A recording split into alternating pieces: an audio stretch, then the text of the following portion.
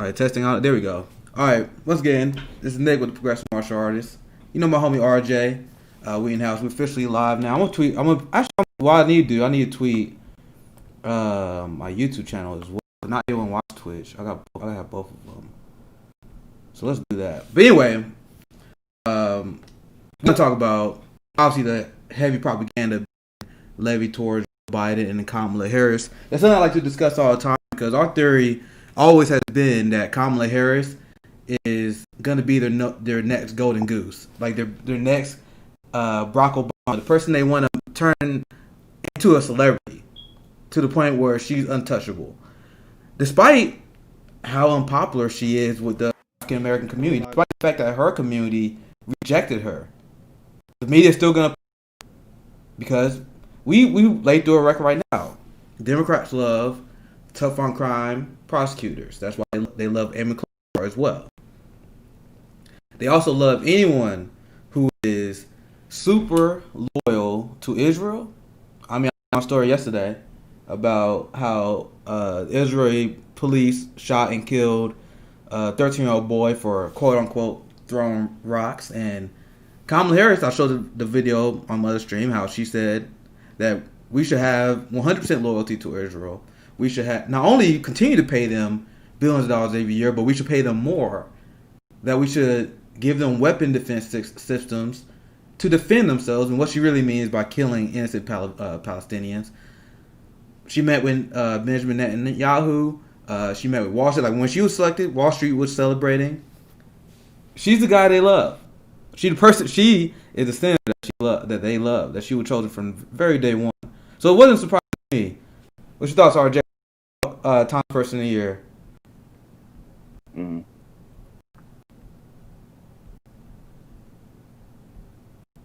Police shot and killed 13-year-old boy. If I can get this. RJ, you there?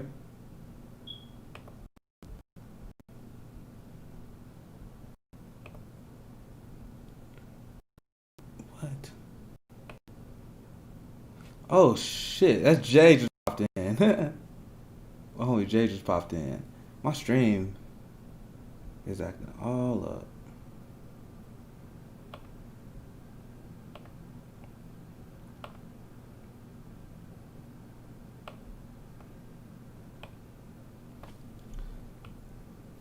Let me fix a few of this stuff here.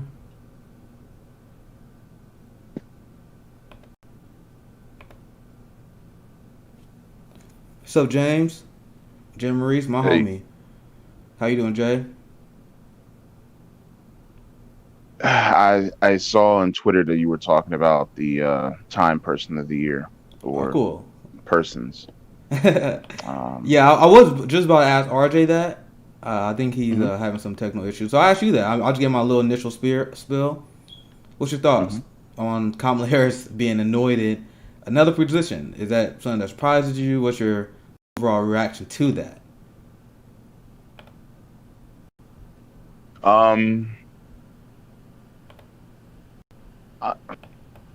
I was this close to saying something really offensive.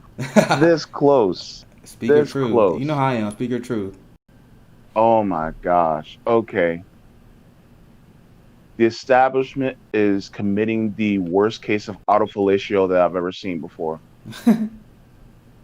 That's all it is. That exactly. It's just like, oh, look at because most of the people who are comfortable, who work at Time Magazine, they're like, oh, we voted for Kamala, so let's put up the person who we voted for, and who we think is, top notch. And look, it's manufacturing consent at its best, man. That's what we've been saying all year. We've been saying that all year. Yeah, and so I mean the point is, number one, how many of us? It's almost like they're trying to prove to themselves that they made the right decision by saying, okay, we did what was right. Let's congratulate ourselves on that. Whereas a lot of us are like, no, you guys didn't make the right decision. What the hell are you guys talking about?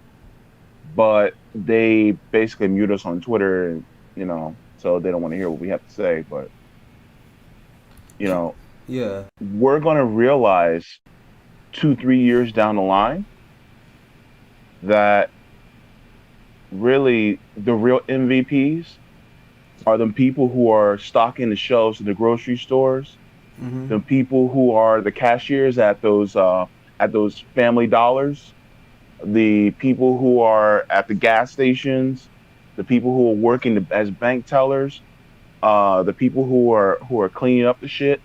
That's going to be who the real MVPs are. And once again, they're not the ones who are being credited at all. I mean, hell, even if Time Magazine gave Person of the Year to, techs, nurses, doctors, I would have accepted that. You know what I'm saying? Right. And my Hell, my theory from the very beginning was it's hmm clear they made a mistake before. I don't remember exactly what magazine it is, but if you guys remember, yeah, let me know. And if you're in the chat, let me know if you remember. But I remember they gave some sort of award to essential workers. It was like a few weeks ago. I don't remember what it was though. It was like one. It was like not like Tom's Person of the Year, but it was like this is our people of the year. I don't remember who sponsored it, but it was essential workers. hmm And what happened yeah, when they did that is started a conversation about why we're not hmm paying essential workers more. So mm. it's clear to me that they didn't want to talk about essential workers. They didn't want to give. They didn't even want to give them a bone because obviously just saying that they're the person of the year. That's a slap in the face. But they did. I mean, because you're not offering them anything. You're not offering. You're not Yeah, calling yeah. for increased paid wages.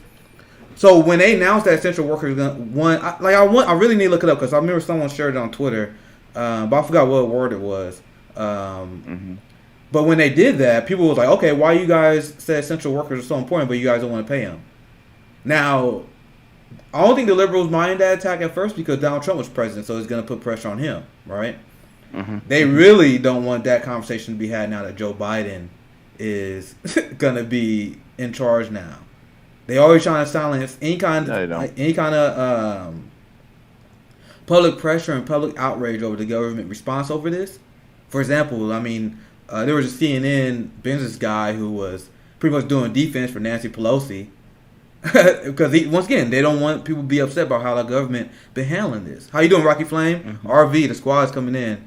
Ancon Libra, thank you guys for joining. I think the stream cleaned up a little bit, but I think it was lagging a little bit in the beginning. hmm I found that like when I'm on, I think cause we probably do this from Zoom call when we do this on Black Rose from now on because I found that when I hmm use Discord on my own, it doesn't really lag that much. But then when I had like more hmm people on, it started lagging. So we see how it goes. I mean, I did 2 hours yesterday, 3 hours a few times this week. So if anything, if I see the stream start slowing down, I'll probably just call it a quick episode, and we probably just do a Zoom call later tonight.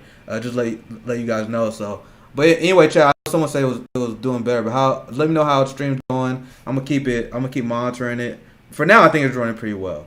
Um, my thing is because you see it with the Democratic Party, what they're doing with Pete Buttigieg. They always trying to manufacture consent towards Pete Buttigieg. No, like your base, the Democratic base is Latino, black, right? Pete Buttigieg hmm has consistently throughout the entire time you've been a public servant, been in the public eye, had like what he was falling between 0 to 1% with those people with that demographic. But despite that, you would think that the Democratic establishment would learn their lesson from that. Like, all hmm right, people, we tried with Pete, we like Pete, but he's not going anywhere because he's not getting minority support. Nah, they hmm did the exact opposite. They did the exact opposite. They pushing Pete Buttigieg, just like they pushing Kamala Harris. And this is a point that I want to make, and this point that is important that black leftists continue to make to hmm trash Kamala Harris. Because if you're not trying to hmm trash Kamala Harris right now, you're being short-sighted. Because the reason why they want to prop hmm her up right now is because they need Kamala Harris to defeat Nina Turner, right? They need Nina Turner to defeat Marianne Williamson, aka whoever going to be the progressive frontrunner in 2024. That's who they need Nina Turner to. That's what they need Kamala Harris to defeat. Why I bring this up? Yeah, Because yeah. go ahead, Jay. No, they're not, and they're pushing out Kamala Harris not for us. Any of us who are under 45, Kamala Harris is not for us. Yeah, Kamala Harris for the black boomer. yeah. Even That's who they're pushing. Yeah, even in California, they don't like Kamala Harris. The black and the Hispanic community don't like Kamala Harris. No. Because I posted this, I'm glad it did pretty well on Twitter. Cause I got there early. I don't have it on screen. 'Cause I want to say resources, but I'll have it. I'll pull it up for my viewers. This is my tweet response to the Times Person of the Year. Almost 7,000 likes now. And the only thing I posted, I literally just posted the numbers that Kamala Harris had among black voters. I don't know if you saw that tweet or not, but I'm gonna read out so you see it. Joe Biden at 47%, Bernie Sanders at 16%, Elizabeth Warren at 8%, Kamala Harris 1%. Kamala Harris 1%. So, and then I followed up. I said I will never stop reminding people, and that's why we got to keep this fight up. Because one of the reasons why Barack Obama is so effective at destroying progressive movement and destroying the working class movements is because he has credibility among his the black community and the working class community for some reason. I think we're chipping away at that, but we can't even start that momentum with Kamala Harris. Someone told me that it's going to be harder to hurt Barack Obama than was Hillary Clinton. And it was a really good comment because he said, I don't remember who said it on Twitter, but he said Hillary Clinton, she was unpopular from the height of her being in charge as an oligarch. So she's always been unpopular. When she was a senator, first lady. The reason why it's hard to go after Barack Obama because Barack Obama was popular at the height of his presidency. So now we got to scale back. And I was like, oh, that's actually a pretty good point. But now you see on Twitter, you see it being much more normalized to go after Barack Obama, right? Oh yeah. And thing, it's funny because a couple, was it 2 weeks ago or about a week ago? I was talking to a gentleman that he was a boomer. He was an older black man. And he was also a MAGA supporter. And him and another gentleman who's he's not liberal, he's more kinder to leftism, I'll put it that way. And he knows about, manufacturing consent and all these different things. So he's like this close to being a comrade. They were kind of arguing about socialism. And it was basically like two old men going, "You tell me what socialism is." I'm like, "No, you're the one who brought it up. You need to tell me what is it." And they were just going at. I jumped in and I defined it, and I basically went on a spiel of explaining what it is and how the system is rigged. And to your point, I said some things about Barack Obama, and I was surrounded by black boomers. Yeah. And I said some things about Barack Obama that a lot of liberals would be like, "Oh, you shut your dirty mouth." But they just nodded and they were like, "Well, yeah, you're right." And I was surprised. I was shocked. I went outside my body. I was like, "Homeboy, do you see this?" I just said something against Saint Obama, and black boomers are just shaking and they're nodding in agreement with me. I'm like, yeah, it's super something's weird. Changed. Yeah, something changed. Right. They're seeing who he is for who he is, and I just brought that story to really confirm what you're saying about how it's more normalized to see him for who he is, not just as the first black president, but as a politician, a corrupt politician. Exactly. And with one thing that I was very, very happy about, because we've been talking about how Obama is a movement killer, and then despite the fact that there's ample evidence of that being a fact, right? There's literally him crushing Standing Rock protests, him crushing the Ferguson protests, him shutting down the NBA strike protests, him shutting down the largest working class campaign of all time. So there's constant evidence of that, but some reason that's still not into the mainstream consciousness that he's the movement killer. But what made me excited is when he recently came out against defund the police. You remember that? Yeah. Barack Obama came out against defund the police, and he was dragged. Like, it was to the point where even the squad actually surprised me by attacking him for his position on defund the police. That tells me that it's becoming more socially acceptable. Because remember, even throughout the course of Bernie's campaign, And when I hear the squad and LC, Ilhan, Rashida, the fire breathers, when they speak about Obama, they still soft on him because they don't want to get hurt politically.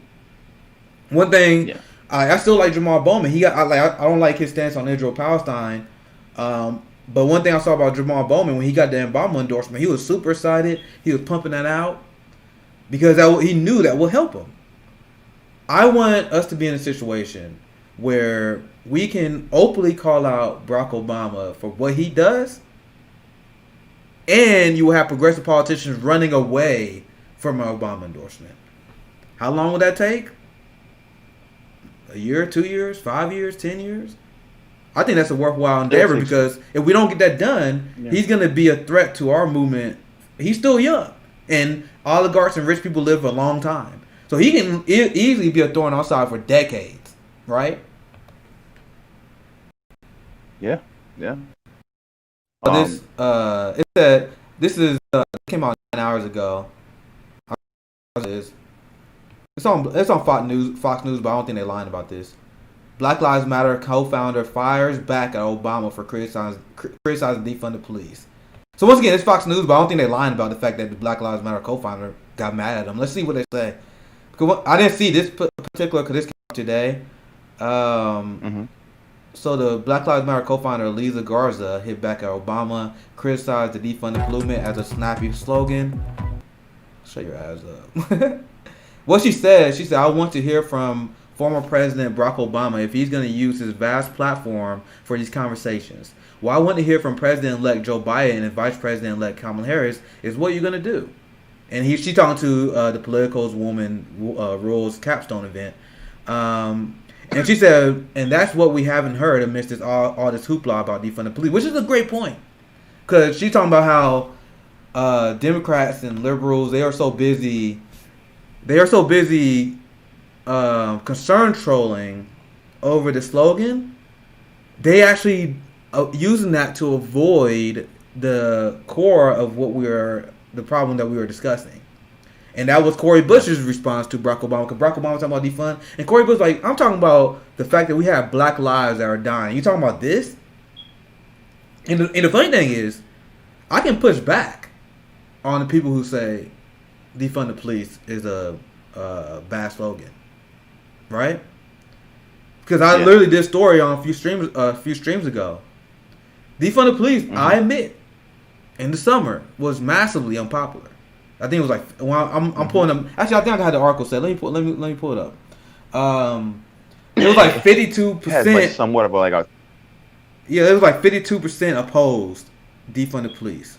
Now they did a new poll, and this is a famous. I don't remember his name. I think like David Schron or something like that. David Schron, but he's a big Democratic poller. I don't remember exactly his name. I'm somewhere on the line there. He did a poll about defund the police a few weeks ago in November. And then when the poll came out, liberals were attacking the popularity of defund the police, and they were trying to use that to attack defund. Because according to that poll, 35% of all voters said they'll be less likely to vote for a Democrat because of defund the police. And then they was like, oh, this shows why defund the police is unpopular. This is why defund the police is unpopular. But I'm like, there's two ways you can attack that. First, how you can say it's a bad slogan if this slogan literally made this policy more popular? It made it more acceptable. So that poll question, it shows people that will be opposed to it. But if you're not politically opposed to it, like meaning you won't vote against Democrats, that means there's only 35% political opposition to it. That means we went from 52% to 35%. That's a plus 18 jump. Like what in issues, a matter of months? Yeah, in months. Despite the fact that progressives, which I've been getting very upset about, like the people that are concerned trolling. I'll hear Crystal Ball say this all the time on her show. I like Crystal Ball. Like a lot of people are critics, I like them. But she be like, yeah, I don't think defund's a good slogan. And I'm going to get into why I don't think EP should be saying that here soon. And I'll give you the platform here, Jay. I know I've been ranting for a while. But my point is, how can you say something is a bad slogan if we literally increase support? Like, what? Does that make sense to you, Jay? Like, we literally increase support. How is it a bad slogan? If hey, if it ain't broken, don't fix it. You know, Exactly. um, when I think about if you're people get away from the message when they argue the semantics of the slogan. It's the slogan is not what really matters. What Mm-hmm. really matters is the policy itself. Saying defund the police is a lot faster and a lot quicker than saying, okay, we need to take funds from police and reallocate it to sources that are more conducive to the communities that they're supposed to be policing. It's quick. It's easy to say Yep. defund the police. Boom. It's a policy position. You know exactly what's in it. And I will get Even from a marketing perspective, it's easier just to say that, and all the information entailed in it. Yeah, I was getting so very for people to get caught. Oh, sorry. I was about to say I was getting very frustrated because you had liberals that say, "Oh, no one knows what that means." How you say defund the police? No one knows what that means. What? You know the fuck I'm talking about, bro. Because you guys you guys defund education. When you guys defund education, do you get rid of it? No, you just defund it. That's literally what. It's not a complicated proposition. The reason why they act like they don't know. The reason why they act like they don't know what it means because they don't support it, but they don't want to say that. Exactly. Go ahead, Jay. I cut you off earlier. No. There's a lot of things that get defunded. Like for instance, they try to defund things like Medicare, Medicaid, Social Security. They always try to defund things. Yep. And really, you know what I mean? They it's like cognitive dissonance. It's like when you say something like defund the police, it's like, oh my god, you actually want to get rid of police. And I'm like, nobody's actually saying that. Now, there are some people who do want that, who want to abolish them, and we can have that conversation later.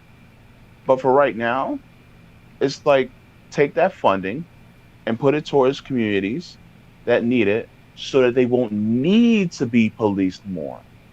Right. See, right. We're attacking. That's a great point. There's two different ways that you can attack crime.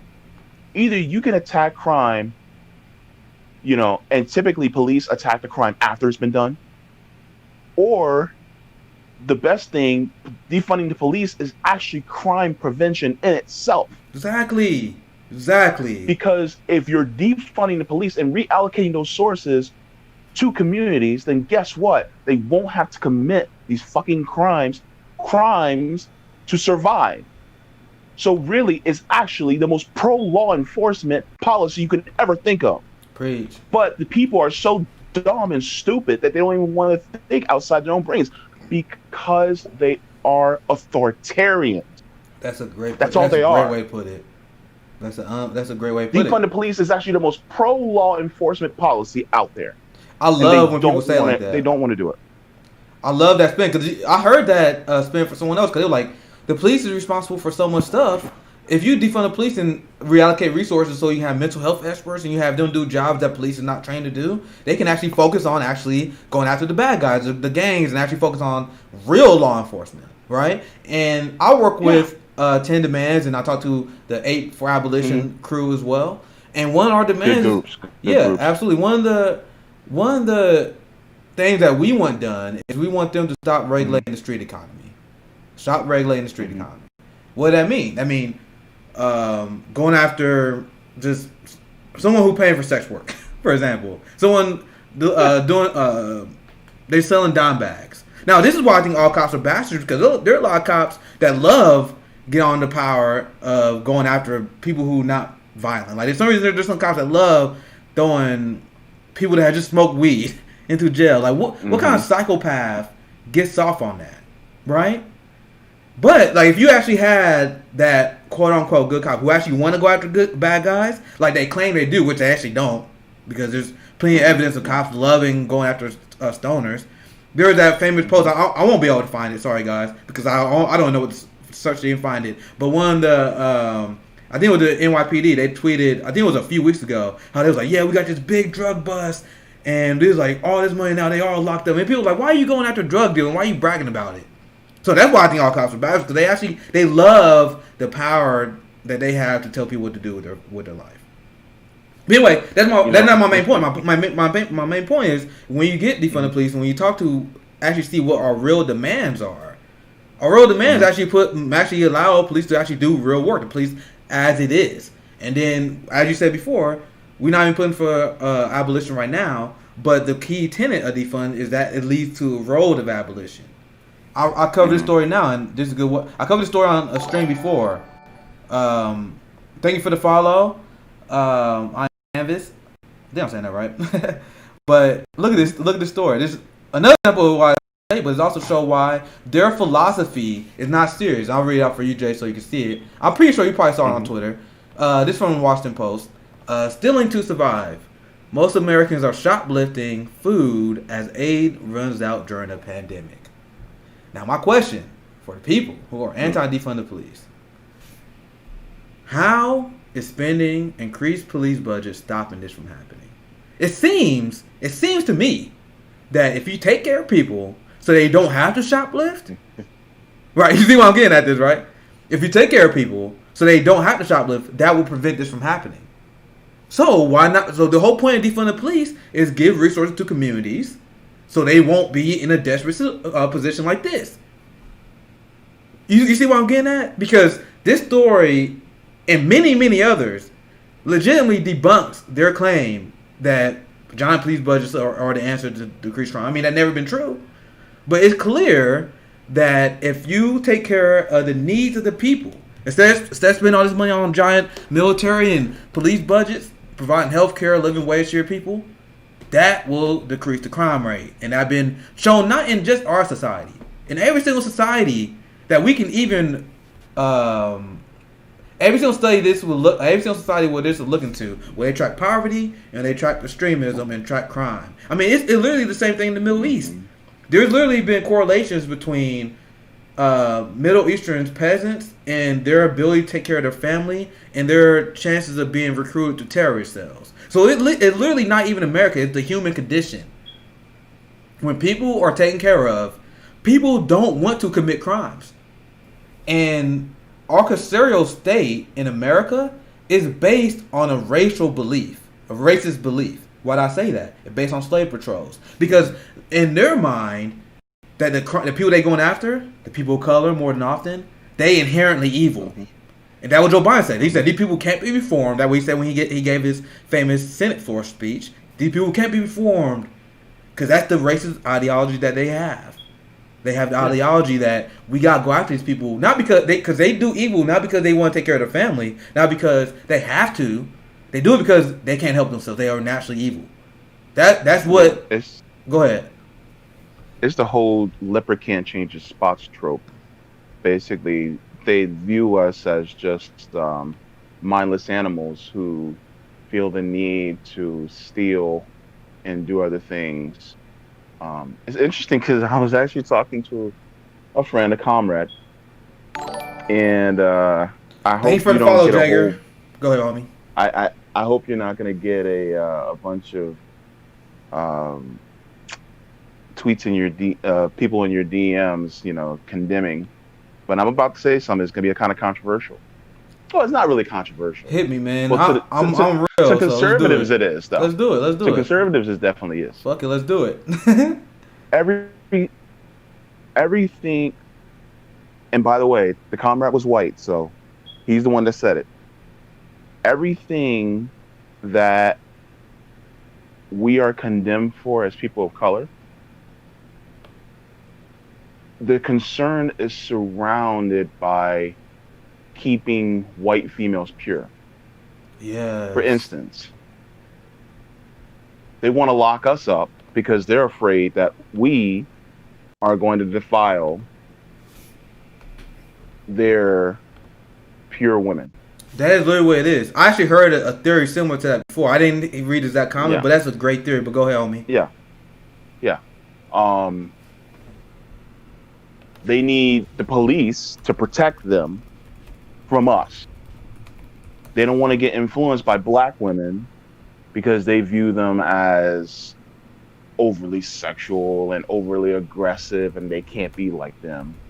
They want to keep them away from us because they're afraid that we're going to seduce them somehow. And it's crazy because it's really no, it's like the opposite. Like we're trying to just live our lives, coexist in a very peaceful way, in a familiar way, but that's seen as threatening because it's really part of the One second, culture Jay. that That's my homie JB Font. Someone was just asking who you was. I want to make sure. I want spell your Twitter out. I want to put it in the comments here. Spell it out. I think oh JB. JAYBEFAUNT.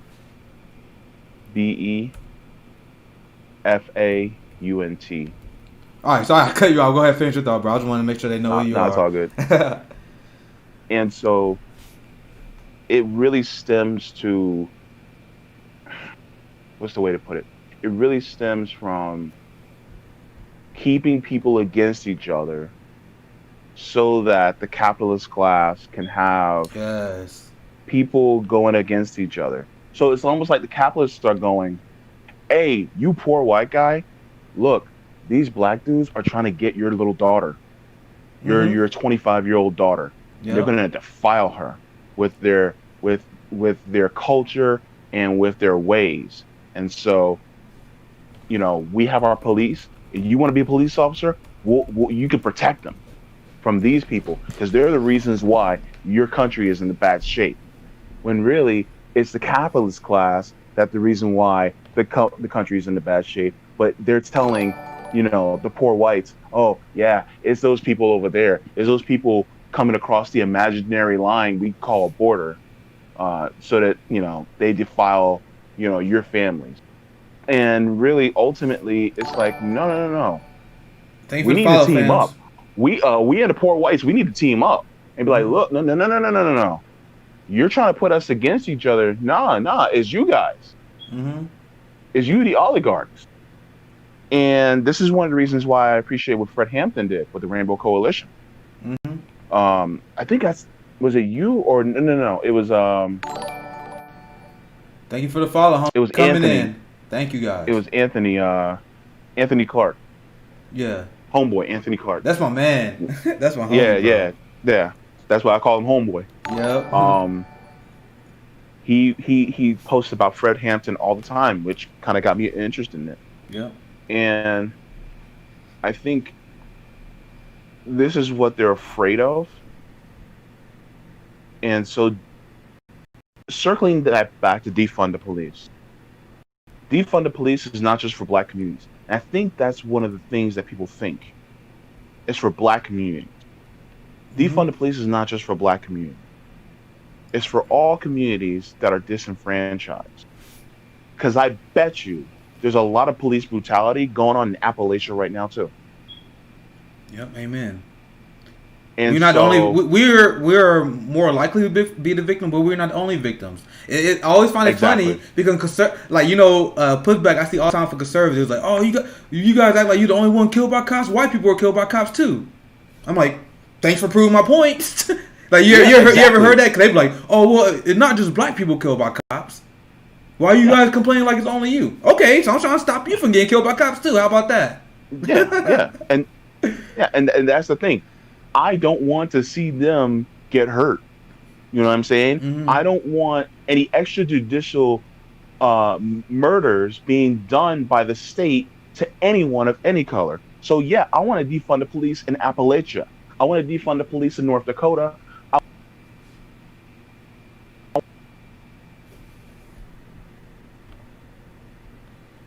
I'll be right back in 1 second. 1 second.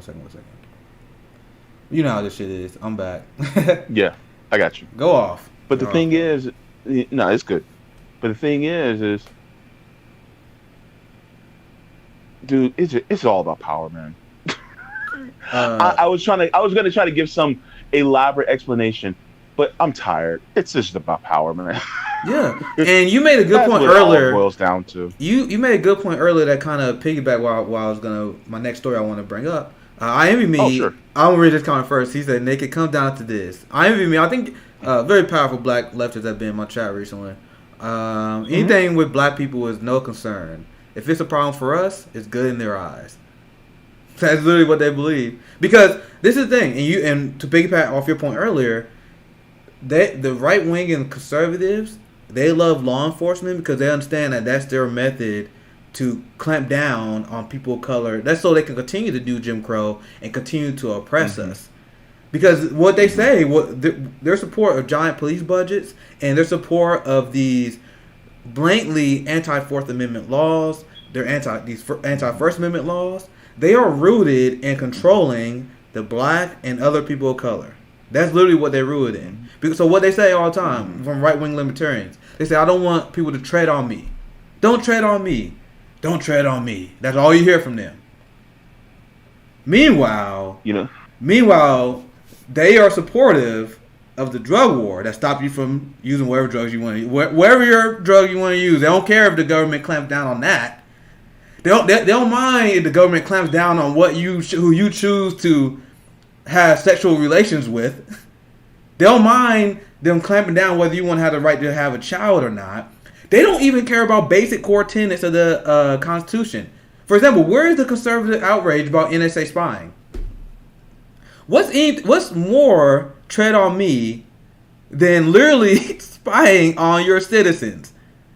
Have you heard any conservatives bring this up? So once again, people ask me how I talk to right-wingers, how I convert right-wingers, is I openly outflank them. I say, I actually believe in small government. You don't. You don't believe in small government. And I literally made this tweet today because Boss was trending. And I'm literally my tweet. I said all the things I want to abolish. I said defund the Pentagon. I try to remember, so I want to bring the tweet up. So defund the Pentagon, defund the police, abolish ICE, abolish CIA, abolish DHS, abolish DEA, abolish TSA, because all these things are not effective. So who's really a big government nanny supporting lapdog? You are, and I will call them out in the face like, bro, you support big government nanny states. That's what you do. People don't leftists don't like to use their framings for some reason, but using their framing is literally how you beat them.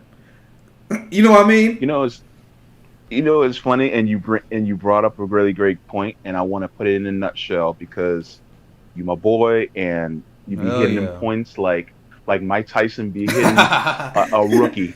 Yo, the chat say you killing it too, bro. The chat is. Let me pitch this at you, bro. I want to play on your level. I'm trying to get there. Now you pretty much there. You almost there. You pretty much there. Yo, it's funny how those of us on the left are more conservative than conservatives. Yep. When it comes to our ideology. Yep. We are arguing for.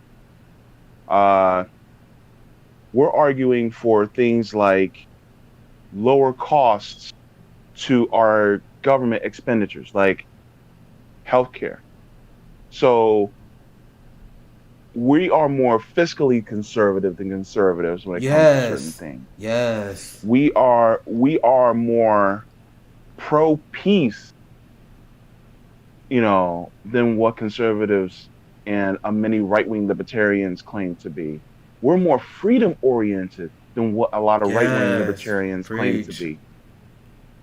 And so the mere fact that they are in favor of, like, for instance, the NSA spying in a nanny state, it's like, wait, you guys are a bunch of posers. Yep. That's why I literally use their term. Yeah. I literally, when I talk to right wingers, I sound like a right winger when I talk to them. Because I literally will use their terms. I'm like, yo, Medicare for all will save us money. So what you support a fiscally irresponsible plan. Meanwhile, I'm supporting the fiscally conservative plan. Student loan debt, forgiving student loan debt will boost the economy. It will boost tax revenue. So you are. This is how I frame it. So I'm like, bro, you're the one who don't want to get spending under control. You support private tax. That's literally that's the only difference between you guys and us. At the end of the day, and I tell this story all the time. I'm gonna make it short. I don't want to get in a long version of the story. But I was canvassing in South Carolina, and I'm surprised he didn't get heckled by Trump supporters as much as I expected to. Because I had, like, a lot of people know, seeing my Bernie hoodie back in the day. My friend Lexi made this progressive martial artist hoodie. I love that. Nice. That one's sporting this book every stream. But I had my Bernie gear on, my Bernie hat on, And then I was like going full like Bernie supporters. I'm surprised I didn't get heckled more actually. This guy was like, "You guys are anti-American fucking commies." Like, he was livid. So I'm like, "Oh, I'm anti-American. Your boy Trump is a Saudi puppet." I literally said that to him, like, "Bro, Trump is a Saudi puppet. He's a puppet of Israel. He literally do their bidding." And you say we anti-American? And he was literally dumbfounded, bro. He was literally sitting there like, "You're a fool." And I literally just broke down all the shit that Trump did as blatantly anti-American, and kind of just did the same thing that you just did. I was like, you say I'm anti-American? I want the government to stop spying on us. Do you want that? Oh, I want the government to spy on us. Oh, well, that's what Trump is doing. So how am I anti-American? Because I actually believe in that. Like, I literally attack him, not from the right, absolutely not from the right, but using their terminology, and that's how you win those.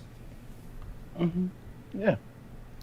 And you know, a friend of mine and I, we were talking about how, you know, even fiscally responsible policies, like for instance, hell, the Green New Deal is not just environmentally responsible; it's also fiscally responsible.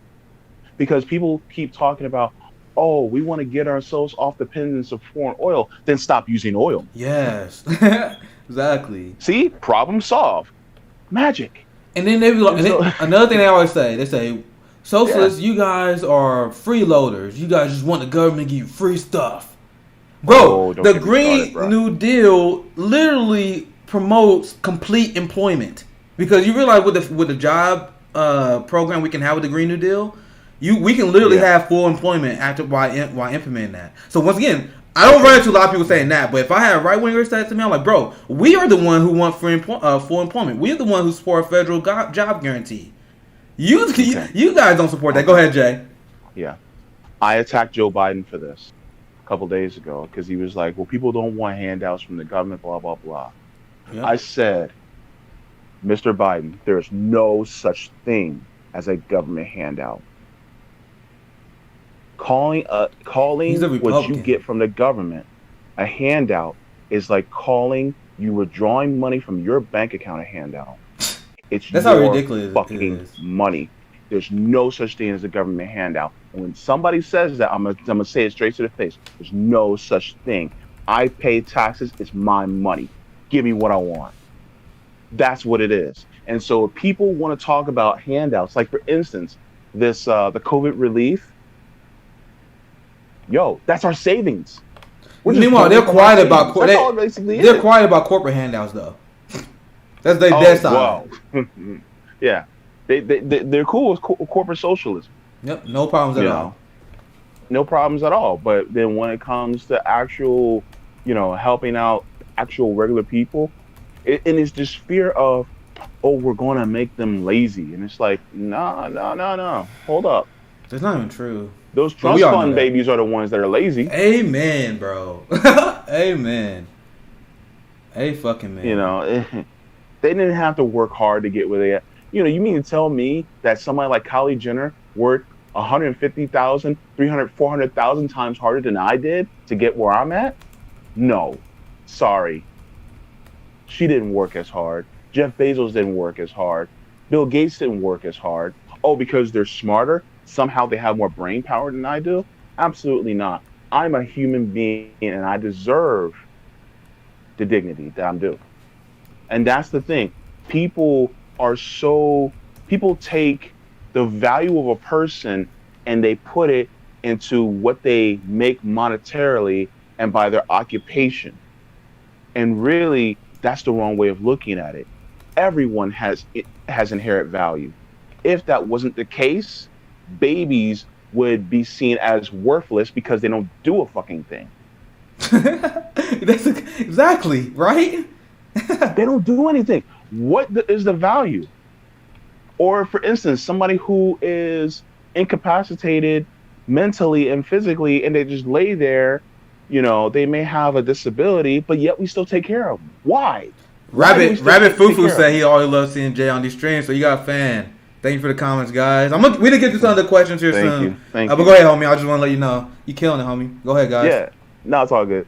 Yeah, I was only gonna step in here for a minute, but you're like you're like gasoline and on my spark, and next thing you know, I just blow up. The thing is, like, we were like 45 minutes in. I remember yesterday, I was like, all right, I can't do the long stream. I did like 3-hour streams, like on Monday and Tuesday. And I was planning on going that long. And yesterday, I was like, all right, I was like, guys, for real, I'm only doing an hour today. Then I was, and then we get going. It was 2 hours and 15 minutes. I was like, all right, that's shit how it happens.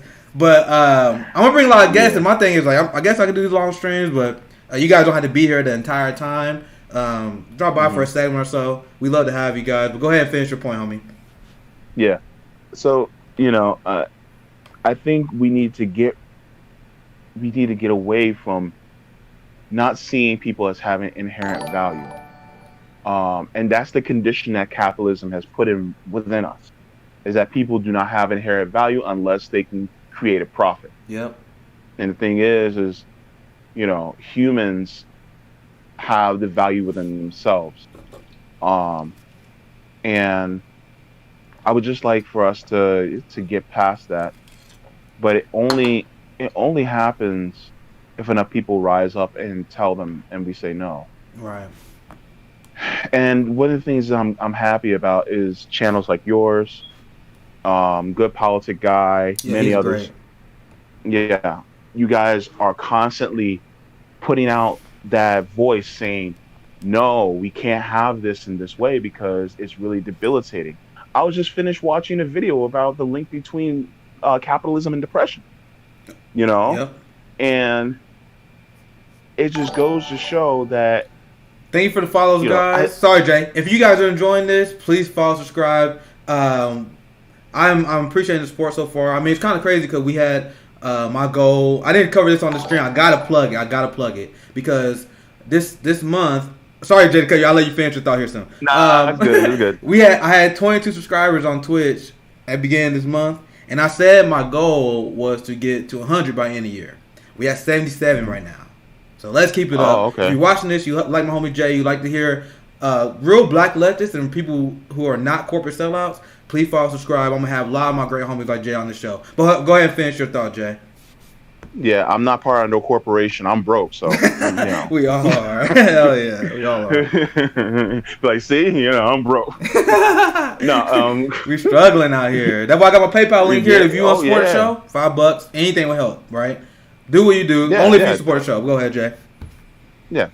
And so the thing is that because people are so conditioned by capitalism. Hell, even I still have to get past some of this stuff. Like, for instance, I think was it us, you and me having a conversation a couple weeks back? We were talking about the $15 minimum wage, and when somebody started bringing up $22, $23 minimum wage, part of me in my head, I went, "Ooh, that's kind of high." Yeah, I hear you. And I would drag to the left by my homies.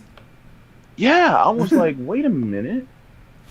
Yo, capitalism got me by the throat. Because there's times where I'm just like, yo, I don't know if that should be done. And next thing I'm like, wait a minute, hold up.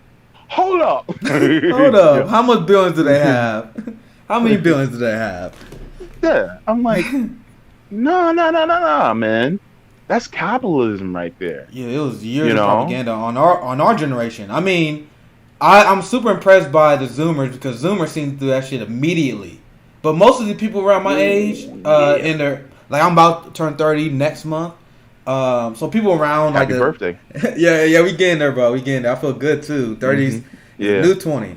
But it takes a lot for us to overcome the corporate propaganda that had us because now I changed my name to Socialist MMA this summer.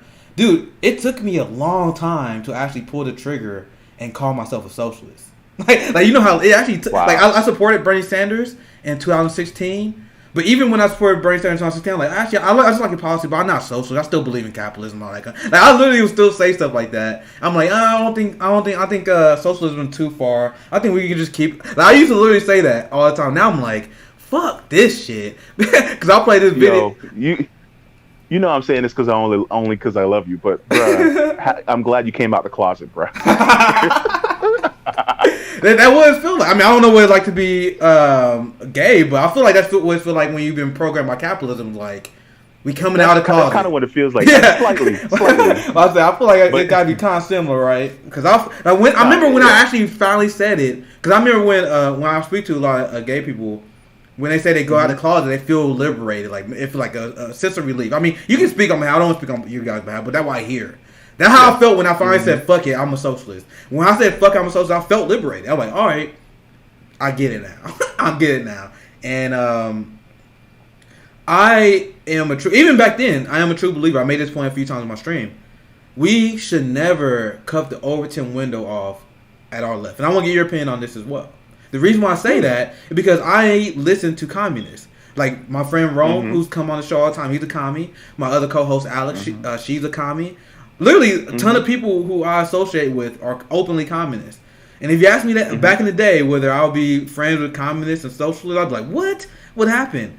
Now, the reason why I don't cut the Overton window off our left, because that's how you drive the Overton window to the right, even if you do it unwittingly. What I mean by that, so if you are a social democrat and you like, we shouldn't be advancing or advocating for socialism, we shouldn't be advocating for communism. The question I pose to you: what's the difference between you cutting the Overton window off of your left and a liberal who does the same thing? Because do right wingers cut the Overton window off their right? Do they do that? Nope. they like, oh, freedom, and then they literally will go along and like, all right, I might not believe in everything he say, but I goddamn support him. Like that's Republicans, that's conservatives. So in my estimation, I don't have any like hard data to pull off the shoulders, but this is my theory. The reason why our country went so far to the right, because you literally had liberals, you literally had people who they were like, all right, if you to my left, I won't associate with you. You're extreme. But meanwhile, they'll associate with people on the right. How that make sense? So when you do that, you normalize right wing behavior. So even though I'm not a communist, I say I love hearing from communists. I love having communist friends on, because drag my ass to the left. If you are secure in your belief, you shouldn't be afraid to have someone to your left. And then if we disagree on a certain topic, let's hash it out. That's how dialogue should be, right? Yeah. No, I have a couple of friends that are communists. Hey, Social Sienna. And go ahead, me. And there's times where someone will say something that is to my left, that I'm not on that position, and I don't say, oh, I just don't believe in that. I always say, you might be able to push me to that position, I just need to hear more information. Yeah. And then I will adjust my position accordingly given the data that you give me. So this is why I switched from. So it's funny. My transition happened very quickly. I started off 2020 as a social democrat.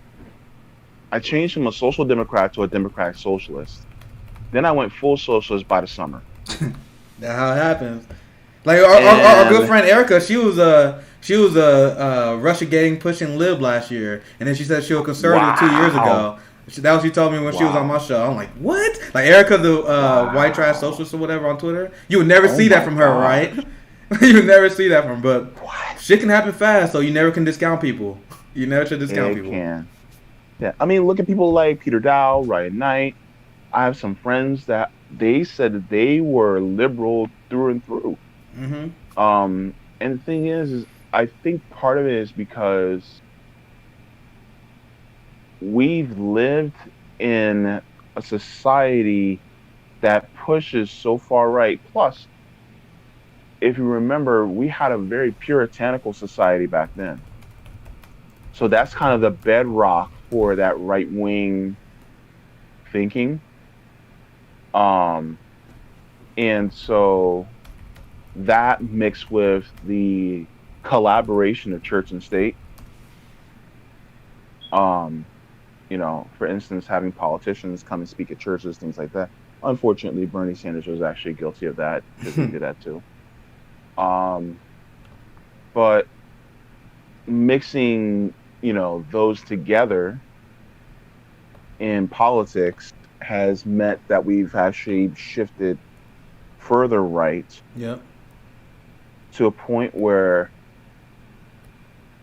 if if Adolf Hitler were American and alive today, like let's say he was in his 50s, he would probably sound kind of desirable to many people on the right.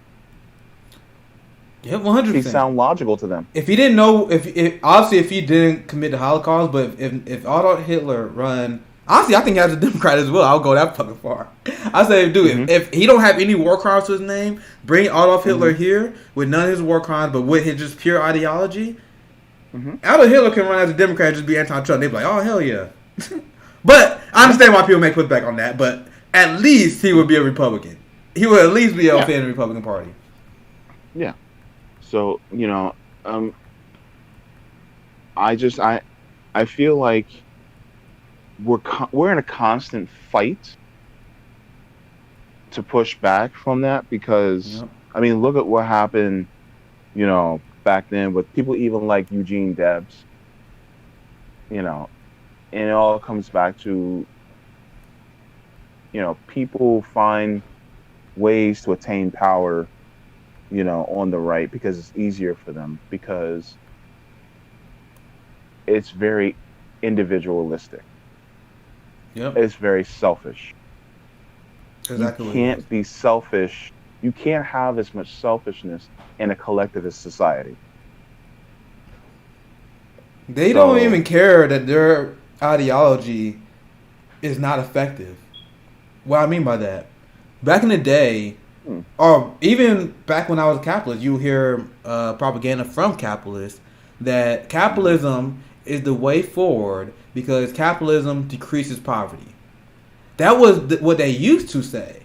They literally be like, oh, capitalism is the best economic system because that's how you promote prosperity.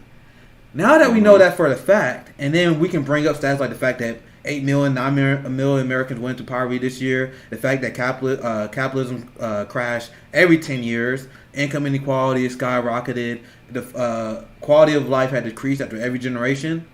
So they literally can't put that card off, and they know they can't. So they don't even argue that capitalism is good anymore. You notice that? They literally just say, well, I support capitalism because of freedom. We know it's not perfect, but like they literally would admit that this shit is not perfect. But they were like, I don't want socialism though. I don't want they don't care about the merits of their ideas at all. Same thing with liberals, because a lot of liberals are capitalists as well, right? Yeah. They use the lesser of two evils argument. So capitalism is not that it has its problems, but socialism is even worse. Thank you for the follow, Izzy. Go ahead, me. Thanks, Izzy. But I got some good comments. I need to get some of these comments. My friend here, Ancon Liber, she's been on a few streams before. She said I was living into 2015 when I started sociology and history classes in college. Then I started watching TYT and I started calling myself a progressive. I was full stop for Bernie, and throughout the 2016-2017 started to consider myself a socialist. But I only went full-fledged ANCOM of this year. Had to educate myself on history of anarchism and unlearn all the bullshit I learned from my life. So it's funny. Wow. 2015 was a lib. 2016-17 was a socialist. Now he full ANCOM. Love to see it. Love to see it. Wow. Rocky Flame said, I will say I was uninformed for years. It was my Catholic as fuck school that drove it to me. Conservatives are the enemy of the people, and I was one. I hate it. It hit me having to step over homeless people in the city. Like I said, I was against gay rights years ago when the referendum on it happened. Honestly, Kyle Kulinski, Jimmy Dore, and Ed Markey were all big for me to get away from conservatism. And I would say, like, I know some people may be like, you was anti-gay at one point. Well, I would say, congratulations, thank you for actually evolving your ideas. I'm not one of the people that was like, all right, I hate you for this one position. I'd be like, all right, thank you for evolving, and now I'm glad you're on the team. That's how I treat it, right? Yo, of course, man. Look, one thing I was taught, and I was taught deeply Christian growing up, was it is better to have an enemy turn into an ally than to destroy your enemy. Because instead of having to destroy them, now they're your ally, they're your friend, so they can help you conquer. And conquering by means of making sure that more people have dignity and compassion around the world. Yep. So I'd rather somebody who's from the far right become an ally than me have to battle it out rhetorically with them. Yeah. I'd rather have it that way. And so, look, hey, if evolved on your beliefs, dude, come on, bring it in. You Hell know, yeah, hell yeah. That's what we love to see, right? yeah. And the thing is that it's just it's heartening. So, And I mean, look, I've only been fully out for like the last 3-4 years. And so even I had some some times where I felt kind of right wingish in my thinking, yeah, there's even when some it comes to my old own sexual orientation. yeah. There's some old takes I used to So have. Was like, why I used to believe that? Like honestly, there used to be some yeah, takes I had in my teenage days. yeah, I was like, what? But you grow out of those with life experience. Like when you get life experience, you yeah. realize a lot of things you said as a dumb teenager were dumb. Cheryl NNV said, "I'm loving this convo. You guys are such a breath of fresh air. Thank you. I Oh, appreciate thank you. everyone from watching. I appreciate all the good comments. Sorry I missed. Like I've been missing a lot of the comments, but keep it coming. Ask us anything, all that kind of stuff. And if you join this conversation, please follow, subscribe. I'm gonna hit my goal by end of the year, but why not crush it? Why not crush it? Let's get 100 subscribers by Yeah, end of December.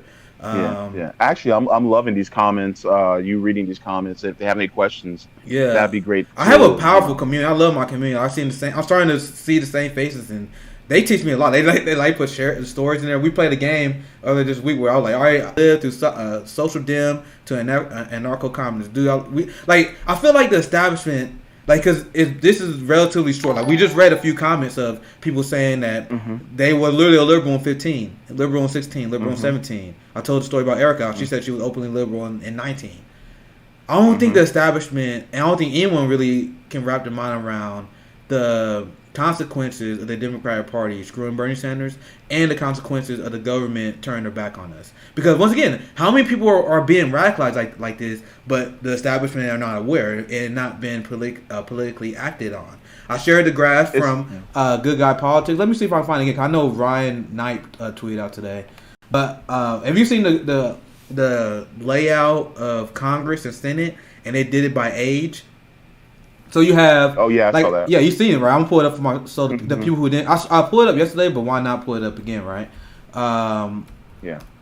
my point I made when I covered that originally is I don't think that's an accident because I think the reason why Dianne Feinstein is struggling so much, like she was a trend on Twitter a few days ago because there's reports of her having massive dementia, like her forgetting like briefings she literally just got, and Mm. and he was a whistleblower who didn't name names, but there was a doctor that said you'd be surprised, like the public would be shocked how many members of Congress has Alzheimer's prescriptions. So despite the fact that these old Mhm, people are barely keeping to get together, I got the graph up here, so I'm gonna pull it up on my stream so you mhm. guys can see the people who didn't see it yesterday. You can see the breakdown between. I mean, that's insane. I mean, if I had to guess, it's what 5% millennial in that group. Yeah. Like what? Yeah. And my theory Yeah. is that the reason why they refuse to retire is because they don't want to hand over the power to a generation that they know is further to their left. They gotta protect the corporate interest. Cause look at something like the Gen X and the left wing millennials. That even the people I don't Hmm. like, they will have some positions. Even though I don't like them, they'll be for like they will be like for legalizing marijuana. Like they will Hmm. be for Yeah. uh, fighting climate change. Like they will be for somewhat more progressive ideas than that people like Clyburn and the silent generation, the purple you guys see in the graph Hmm. here. They are not for that. Like Yeah. even some of the modern Dems, I don't like. They'll at least be for some good stuff because they slightly more progressive. I think the Yeah. corporations Yeah. they want to maintain this stranglehold, the one I'm circling on my stream, as long as possible. The Hmm. sellouts, because they let new Oh leadership yeah. in, it risks their power. And I see Insidious. I see him. You get the 5 subs to some people, man. I deeply appreciate you. Deeply. I still learn how this Twitch thing works. Like I look at some of this stuff; it's super confusing to me. But I appreciate the subscriptions, guys, and I'm glad that you guys are joining this conversation. And that's my theory because they literally want to block progress. That's why they refuse to retire. They'd rather die than retire. Nancy Pelosi can retire and live a life of luxury. But she don't, because her Oh, yeah. job is to maintain corporate power, right? Yeah. Yeah. Social Sienna said, I was a liberal until 2016. 2016. That's not that long ago, guys. That's 5 years. No. That was No. when Bernie radicalized me. Ever since, I've been moving more and more left. And then I met Nick on Twitter, who radicalized me beyond what I thought was possible. I love to hear it. Love to hear it. Yeah. I would Yeah. always be grateful for Nick. Thank you for the amazing comment. Social Sienna, once again, one of my earliest supporters when I started streaming. My homie on Twitter as well. That's probably my favorite thing is when I don't like bragging a lot on Twitter, but since we in the theme, I got so many messages from people that are like, yo, I would never vote for Green if I didn't see your tweets. Can I ask you a question? I want to get your opinion on something. Yeah. Do you think that we are in the middle of a socialist boom? Yep. We can't. There's nothing to quantify it yet. I mean, the Bernie Sanders campaign is a good way to quantify it because we've seen all these stories of people who were just libs and then they became socialists. The long-term ramification of these last 5 years of this generation moving left, it's gonna be huge. Like we haven't seen the exact consequences right now. That's why we see the massive protests, the protests unlike we never seen before. There were literally studies that showed the Black Lives Matter protest this summer was as large as the Civil Rights Movement protest.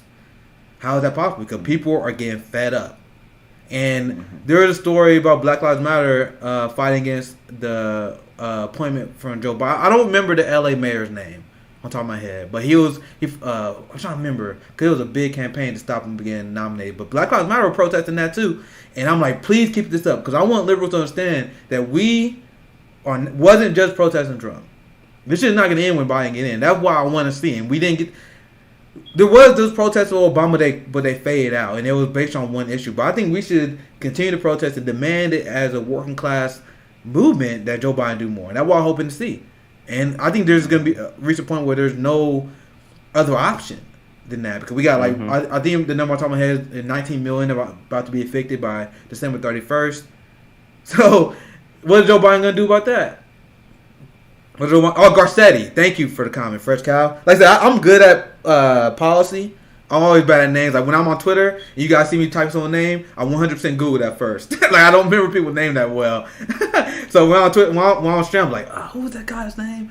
Garcetti. That's exactly what I was talking about. Black Lives Matter were protesting him because I don't know his record up and down because that's LA, but he's been horrible. I mean, you just imagine LA. He's been horrible for the black community in terms of racial justice, environmental justice. When I just did my quick dive, I didn't dive in all the way in, but I'm glad that Black Lives Matter is staying active on fighting these people. Right? Yeah, definitely. What? I think that Wavy God NYC said, I'll let you finish your thought here. He said, I saw a story of 70% of young Americans are turned to socialist Democrats. And that kind of fits this trend because our generation was the first generation where socialism has a higher approval than capitalism. But go ahead, Jay. I'll cut you off. No, because actually, I want to add on to that. Hell yeah. Because there was a friend of mine was saying that, there's really a period of time where they kind of forgot to Red Scare us when we were little. Yep. They forgot to do it. They just assumed that we would just fall for the lazy propaganda of our public education. They just assumed that. Yeah. And then next thing you know, we got the internet. We got all this information at our fingertips. And we're like, no. You guys are lying to us. This is not what happened. Mm-hmm. And then next thing you know, it's just like, but that system just doesn't work. How do you know? You guys have been using the CIA to take them down right when they were just starting. And so now you got us who, because of the pains and the degradation of capitalism, we're saying, okay, this system doesn't work. We need something new. And so now our generation, and I can't wait till I'm like 60, 70 years old. Because when that happens, when I see generation Alpha, Beta, and then Kappa, they're going to be like, I'm hoping they're going to be like further left than even what I am. And they're going to push the government to be, and then next thing you know, I'll be looking for my UBI check. Hey, that's how it works. As a little old man, and I can just go straight to the doctor without having to worry about, having to pay for healthcare and all these different things. I mean, it's going to probably take longer, because capitalism is, an arch enemy that just doesn't want to die. But yeah, it's crazy how a huge amount of those of us who are under 40 are looking at leftist ideology and we're saying, wait, this is the right way to go. We've been shooting ourselves in the foot for 100 years. So yeah, I it's lost in quite no. interesting. I'm lost in Whoever nowhere. whoever Said, posted that comment, thank you. yeah, hell yeah. That was, like I told you, my little community here. Like I'm not giant, but I got a great community of people that live powerful, comment. Keep it Oh, up, they're guys. wonderful. Yeah, I'm lost in wonderful nowhere. people. Said the Cold War was over. Capitalists won. No need to do a red scare. Now this is what I'm gonna say. I'm gonna push back on that just a little bit. I'm gonna push back on that just a little bit. We are in a new Cold War red scare right now. Yeah, I want you guys to marinate on that, and I'm gonna explain here soon. Actually, you guys know you guys know what I've been talking about on my Twitter. 'Cause I think that's a good segment to get into. 'Cause I'm gonna dive in why I think that's a fact. Cause my thing, Jay, is I was like, bro, I need to advertise a little bit more because I'm like, I got 53,000 followers, and literally every time I do a stream, every single time they were like, people coming like, man, I didn't know you. I didn't know you stream because I don't promote it that much on my Twitter.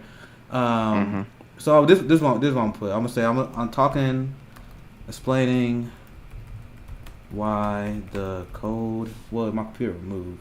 Explain why the Cold War and the Red Scare never ended. Put my Twitch on there. Cause that's what I've been doing. Cause like whenever I tell you new subjects, they do a better job at popping them up. 1 second here, cause that's the BR net. That'd be our segment. I'm gonna put it on YouTube. Who knows? Cause I think this is an important point. I think like I know what you're saying. Like I'm not trying to drag on you. I think that's a very solid point because in a sense they did win, right? Because they literally brainwashed an entire generation of boomers to be openly anti-working class, openly to be anti-solidarity. So you're right. So I don't want to say you're 100% wrong. You're right in the merits of your comment because the Cold War won their generation. It literally dragged, and I literally did a whole rant on this yesterday, a long rant. You can say it was an unhinged rant if you want to, where I literally shat on black boomers for like 15 minutes. Black boomers completely forgot the teachings of our revolutionary leaders because of Cold War propaganda. So before I say why I think you're wrong, I'm gonna say why you're right. So I told the story on my stream. I think that same day, and I told it on Twitter. That time, the only time, because I went to a lot of black barbershops in South Carolina, and I was giving speeches. I did with my boy Cyborg, who was in the Justice League, and every single time I did it, it went pretty well. But there was one time that I did on my own where I got into an argument with this older gentleman. I posted it on Twitter at the time. He was super anti-socialist. And he got mad. He was like, how dare you push socialism? And he was a 72-year-old man. He loved mentioning it because he was like, you a young buck, how dare you try to push socialism? You don't know the evils of socialism. And I was sitting there calm because I was like, this to be easy. I was like, okay, I understand that you're older than me, sir. But do you really think you know more than Frederick Hampton and Malcolm X, MLK? You know these people were socialists, right? His response, he was like, no, they wasn't. The second he said that, he walked himself into a trap. Because I pulled up a quote, an article from Katie Hopper. She wrote an article, 11 of the most anti-capitalist MLK quotes. I pulled it up and he was furious. But I was like, bro, but that's a short version of the story. I already told the long version multiple times. But my point in a nutshell is that whole generation, despite MLK, like he literally didn't believe me. He couldn't believe me. Like I literally had to put an article. He was like, you lying. And the barbershop that was, I posted a picture on Twitter. I met the owner. He's like, yeah, that dude, he argued with people all the time. I think you did a good job with that guy. Because he literally couldn't admit it. He paid and left. He was like, fuck. He was like really upset. But he is 72 years old. How are you 72 years old and you don't know MLK is a socialist? How you don't know Frederick Hampton is a socialist? How you not know Malcolm X is a socialist at your age? Because the Cold War. So you're right. The pro-war, they did win. Capitalists did win. They took our generation of black boomers and dragged them to the right. Even though we always been revolutionaries. We always been. From the time of the abolition movement in the 1800s. We always been revolutionaries. But now the black boomers now, they are literally tap dancing for the establishment. That's what they do. Now, my putback on your original comment is, I don't think the rest scared went away. Because you said they don't do it no more. I think they could. What do you think? That's Russiagate. That's literally Russiagate. Also, the attempts to control information from the state. What I mean by that? Why do you think they've been super aggressive in going after Facebook? Super aggressive at flagging YouTube channels? Because Jay brought up a good point earlier. Because the internet, we are able to radicalize ourselves and teach ourselves and educate ourselves. Because just like Frederick Hampton said, education is key. Without education, you have Negro imperialists, you have Negro capitalists, like that guy I was telling you about. Right? So the government realized this, and that's why they doing this stuff like, we got to clamp down on misinformation. And it drives me crazy because there's actually lefties that fall for that shit. They're like, oh yeah, I think we should regulate Facebook. Yeah, Facebook shouldn't be able to put fake news on their site. My question is, who is the arbiter of what is true and what is false? What power are you giving to by doing that? Big tech and the politicians that are in control of them. You know how I know that? Because there was countless, and throughout this whole Russiagate thing, countless anti-war left pages on Facebook that was pulled. Jay, you pretty active on Twitter. You know that lefties are targeted on Twitter all the time. So when in fact, go ahead. In fact, whenever you are for this type of control, and you think it's attacking the right, it's actually going to attack the left even more. Yes. Mm-hmm. Yes, that's a good point. That's actually a great point. That's literally what they masqueraded as a policy that was going to own Trump. And that's why lefties fell for it. Because it was like, yeah, Russiagate, the MAGA, they pushing right-wing conspiracies. We got to shut that down. Who do you think the target is next? Who do you think the target is going to be next? So the original topic of conversation was the guy, like I said, I mentioned why you was 100% right. Once again, you're not all the way wrong. You were right about the fact that they won, but they're still going on right now. They just adjusted in new strategies. They're still going after Russia, and they're still trying to demonize anyone who is anti-capitalist. It took me it kind of slowed down when I got to around 20,000 followers, but I had like 15,000 followers. People would still call me a Russian bot. I literally had an Ilhan Omar profile picture before my account blew up. Some reason I blew up once I put my real picture on there. But I had Ilhan Omar profile picture for a long time. I was flowing around 500 to 600 followers. And I changed my picture to my real face. I did this last summer. One of the reasons I did that, because I was like, dude, I'm tired of these people calling me Russian bot. Because I just had a basic picture of Ilhan as my profile. So they just thought I was just a stock puppet. I was like, all right, I'll put my real fucking face on. I put my real face on there. And they would still call me a Russian bot. I had 20,000 followers. And I'm like, people call me a Russian bot. I'm like, bro, what bot have you seen with that mean goddamn followers? Not trying to brag. I'm just saying, use your head. So the reason why they do that is because they don't think I'm a Russian bot. I don't think that for 1 second. I don't think for 1 second they really think that. They do that to stifle any dissent against the Democratic Party and capitalism. It's a psyop. So they don't really believe it is what they do, right?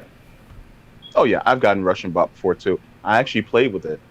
You know, I sound like Russian and I made video and I talk like this to them, so they think that I'm Russian because I just have great time. You know? Well, I wish I could do impressions that well. I really wish. I suck at impressions. So, Rocky Flame said, Rocky Flame said, you know Bernie Sylvester on Twitter, right? Yeah, Bernie Sylvester is actually a really good friend.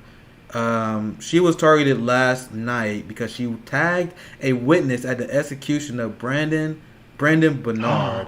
Wow, is her account still up? Dude, they gonna go after us, bro.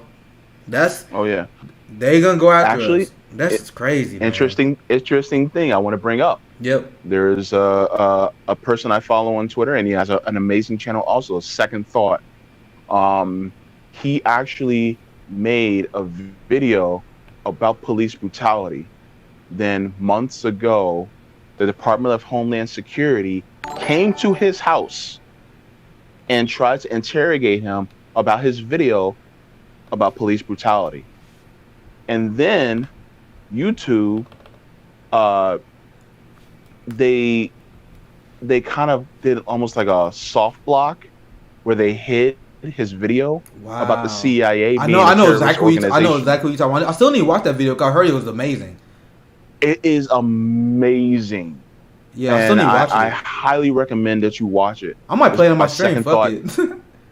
I asked them Yeah, for yeah, permission first, obviously, but I think that's important to share that around as much as possible. yeah, yes. And the video that was talking about how um, he actually just did a video that came out today that explains Marxism in a very concise way.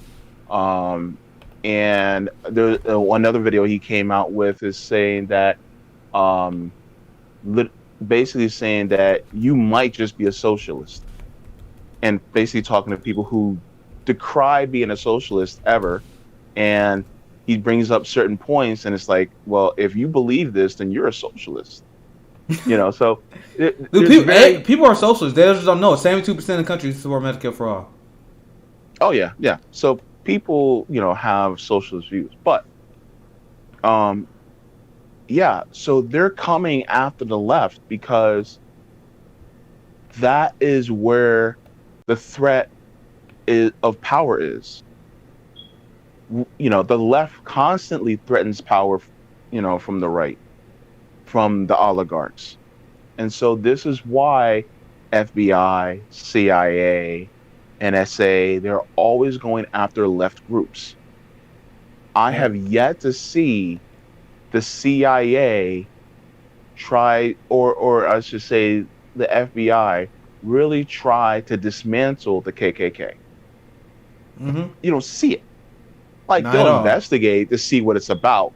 But as far as really That's a trying to great point. dismantle it, they don't do that. It's just like, they're not threatening our power. So That's why a great bother? point. That's a great point, and that's a point. Actually, I need to do another couple. Cause it's been a while since I did discuss this. It maybe 2-3 months Mm-hmm. ago. It was around the time of the Mm-hmm. Black Lives Matter protest, and it was around the time where they were doing the no shutdown protest. And Mm-hmm. I made a video breaking down why our establishment props up right wing protests and they shut down left wing protests. So when there's a giant left wing protest, I mean with tons of people there, they will black it out. Meanwhile, if there's a right wing protest, they'll amplify, amplify, Oh amplify, yeah. amplify, amplify. Like there was, I told the story before. I posted the pictures at the time too. Like there was the anti-lockdown protest, and then if you look at the pictures, there's like 50 people there. There's legitimately 50 people there. Hold on, I'll be right back. Hold up. There we go. But I remember I looked at the picture and a few other lefties was pointing out too. They were like, bro, there's no one there. Like 50 people, 100 people, even there was 200 people. That's nothing. That's nothing. But what you hear all the time, you hear literally nothing but the media talking about the protest of locking down the government, right? They literally did nothing but talk about that. Did they talk about? Yeah. They talk about the Occupy Congress protest. Once again, I wish that protest was larger, but there were literally people sharing tweets on their clips on Twitter where they actually showed up to Congress people's houses. Did that get coverage? Nope. I mean, there are countless other examples I can't think of off the top of my head, but there's like Yeah. you gotta know what I'm talking about. Like, there's always these left Yeah. protests. It doesn't get covered. Like Standing Rock, like people don't. I talk about Barack Obama's record. People don't even know about Standing Rock. They don't Yeah. even know. They don't even know about it because it wasn't covered. Yeah. I have very vague info on about it, but I didn't really know much about it at all until I started, associating with people on the left, and I didn't really know much about it. Yeah, So yeah, exactly. yeah, yeah. So I mean, things Dr. that are from. Frankenbite said Google has several contracts with the CIA. I heard about that actually too. I'm sure that it Oh has a lot to yeah, do about it. Of course, they won't admit it. Great Amazon does comment. too. Great comment. Yep. Amazon, Bezos openly worked for Amazon the does too. Yeah, Pentagon. He open they look. I mean, like reported in media. They were like, yeah, yeah, they got contracts from the Pentagon. They literally openly admit that. So it's not a conspiracy you better theorist. watch out. You better watch out, Alexa up in your house. She's telling all your secrets now. I envy me say there's millions of people protesting in India, no coverage. Yep, another great example. It was 250 million people protesting. Thank you. See, I told you I don't have the best memory. So if you guys think any other examples, let me know. I was thinking but y'all know what I'm talking about. You guys know what I'm talking about. And just like when they pretend, another example is when they pretend Black Lives Matter is a violent protest. And this is manufactured consent 101 because I explained this on my stream at the time, or on one of my videos. I don't think I was streaming then. I explained how there was literally a study that showed that 97% of Black Lives Matter protests are peaceful. That's a study that was done, and I knew that up front because people who actually there could literally dispute mainstream media talking points. Because I remember I was at the Kansas City protest where I got tear gassed. And we was literally acting as peacekeepers. Like there was literally I remember there was literally a group of older African American men. Like we're not harming our community. They gave a giant speech. Like we're not gonna do any looting. We're not gonna have any violence. We're gonna make sure it's peaceful. So it was literally a group of people organized to make sure that didn't happen. Yeah. And I was like, all right, so this movement, this is peaceful. And when I see the clips of the looting, they're like, there's looting in Philadelphia. I'm like, okay, but there was a Black Lives Matter protest in 50 different cities. Why is there footage of that? So I knew it even before that study came out, and then when the study came out, it vindicated me. But what did the media do? The media does nothing but show the looting. You guys think that's an accident? Yeah. There's not an accident. Yeah. And then they deflect the conversation. They're like, oh, yeah, I think we should condemn looting. We should do all that kind of stuff. And the question, I remember I had some right-wing dude come out. And I was like, I proposed him this question. Because there was a few videos on Twitter that exposed this as well. Mm-hmm. There is literally, it's not a conspiracy theory. Agent provocateurs. Yep. There's literally videos showing white dudes in like hoodies trying to cover their identity up. They will purposely try to start riots, purposely start property damage so the media could pick that up and say that the protest was violent. Erica, all you guys know from Left Lane, she literally did an expose on one of the people that was infiltrating the protests and trying to cause problems. There was countless videos on Twitter of people calling these people out. So my question was, I remember when someone brought that up to me, I was like, how you know that one is an agent provocateur? Well, I don't know. Also, you trying to, so I'm like, bro, there's no evidence that the people you're accusing of being violent is violent. There's no evidence of that. You don't know that's an agent provocateur or not. You don't know that's someone who actually believes in our message. For example, if you see someone who's not an agent provocateur and he's looting a Walmart, how do you know he's part of our protest? How do you know that not just some guy who want to take advantage of the situation? So why, when we talk about this topic, do you talk about him? I'll just say he had nothing to do with us. He has nothing to do with us. And then they be like, oh, yes, you do. How you know that? How you know that? That's how you address that situation. Because it's literally straight up propaganda. Right? Let's see. I got a lot of good comments. Sorry I've been missing some of these guys. Black Lives Matter. Dr. Frankenbite said Black Lives Matter have requested an audience with Biden and Harris and received nothing but silence. Dude, not only that, he met with civil rights leaders. I'll probably say, we can... I'll have the clip saved. We can do a pre-intro to that story and I'll actually cover it more in detail once I actually can play the tapes for you guys. But what was that, Jay? Yeah, I have to get going. Oh, go, yeah. Yeah, absolutely. Prior engagements. Yeah, thank you. Thank you for coming on. We about 90 minutes in. It was a great conversation. I can't wait to do this again because we will do this again. This is great. Yeah, hell yeah. So actually, because I'm looking at the clock, we're 90 minutes in.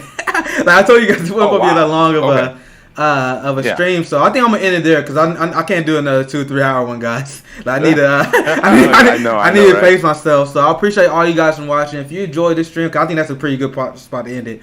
So next stream I'm gonna cover the Biden tapes because they've been explosive. I've been already talking to people, and I'm gonna end it with this. I'm gonna end it with this last thought. Yes, sir. I was talking to Latino activists and what Joe Biden is doing, and this is what the topic of how I'm going to... Okay, a lot of people covering it. This is the angle I'm covering on. Joe Biden is purposely trying to pit the Latino community and the African-American community against each other. And that way he said the Latino community is way bigger than black one. You see the tapes, and we'd have covered it on my show. And I literally had one of my good friends, I'm not going to say her name unless you want me to, she reached out to me like, yo, we need to talk about this because she saw people that are not as informed as us take the bait, and we got squashed that immediately. We got squashed that immediately. You know what? I think I know what you're talking about, and it's a sentiment that I've heard in the black community for quite some time. Yep. I would like to be part of that conversation. Yeah, I'm gonna bring you on. Oppression is not a competition. You understand me? Oppression is not a competition. No, I hate when people on the left do this shit. I hate when anyway. I ended with that thought. So